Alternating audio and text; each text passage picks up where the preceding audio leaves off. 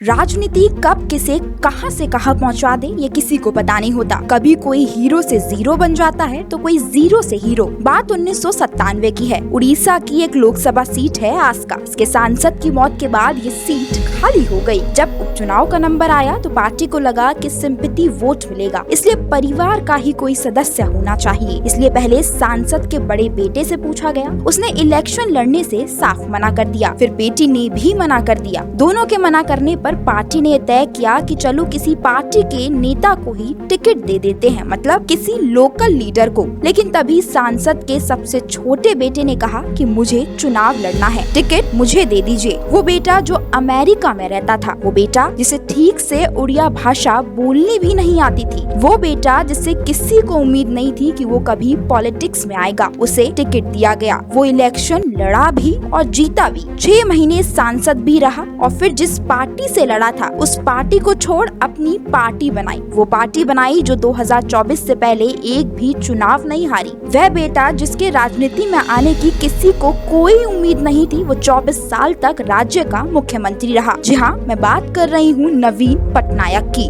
और उनके बीजू जनता दल की। दोस्तों, 1997 को उड़ीसा के पूर्व मुख्यमंत्री बीजू पटनायक की जब मौत हुई तब नवीन पटनायक का राजनीति से कोई दूर का वास्ता नहीं था। बीजू पटनायक की मौत के बाद पार्टी को कौन संभाले, इस पर बहस शुरू हो गई। तब नवीन पटनायक ने अपने पिता की विरासत को संभालने का फैसला किया। नवीन पटनायक 3 बार आस्का से चुनाव लड़े और जीतते रहे। बीजू पटनायक की मौत के 8 महीने बाद 26 अप्रैल 1997 को बीजू जनता दल का गठन हुआ। बीजू पटनायक की मौत के बाद पार्टी के कई नेता कमान संभालना चाहते थे, जिसमें विजय महापात्र जैसे नेता भी शामिल थे। उड़ीसा की राजनीति में नवीन पटनायक की एंट्री कई नेताओं को पसंद नहीं आई। साल 1998 में बीजेडी एनडीए गठबंधन में शामिल हो गया और प्रधानमंत्री अटल बिहारी वाजपेयी की सरकार में नवीन पटनायक मंत्री बने। अक्टूबर 2000 में विधानसभा चुनाव में पहली बार ही बीजेडी ने विधानसभा जीत ली। नवीन पटनायक मुख्यमंत्री बने। उन्होंने उड़ीसा के विकास का जो रथ मुख्यमंत्री बनने पर दौड़ाया वह बेमिसाल था, मगर उन्हें अपने राजनीतिक सहयोगियों पर शुरू से ही विश्वास नहीं रहा। उनके पिता बीजू पटनायक के करीबी विजय महापात्र को नवीन ने जिस तरह जलील कर पार्टी से निकाला, उसे उड़ीसा के लोग कभी भुला नहीं सकते। मजे की बात तो ये है, नवीन को राजनीति में वो ही लेकर आए थे। नवीन पटनायक के एनडीए से भी संबंध तब बिगड़े जब उड़ीसा में ईसाइयों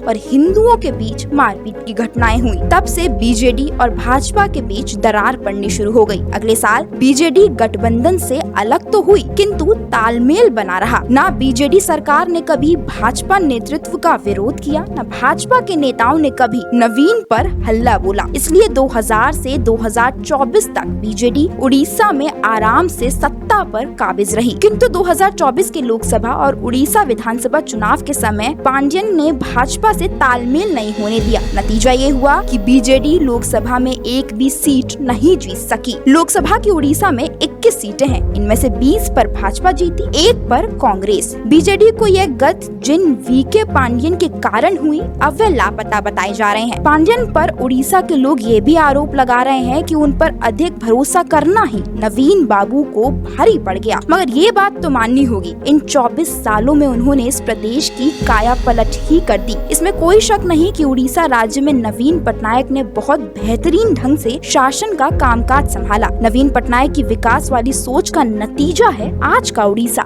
हालांकि नवीन पटनायक जैसी गति भारतीय राजनीति में और किसी की नहीं हुई। जिसे जनता ने सिर आंखों पर बैठाया उसे ही नजर से उतार दिया। आप लोग इस पे क्या सोचते हैं और कितना सहमत हैं? अपनी राय हमें कमेंट करके जरूर बताएं।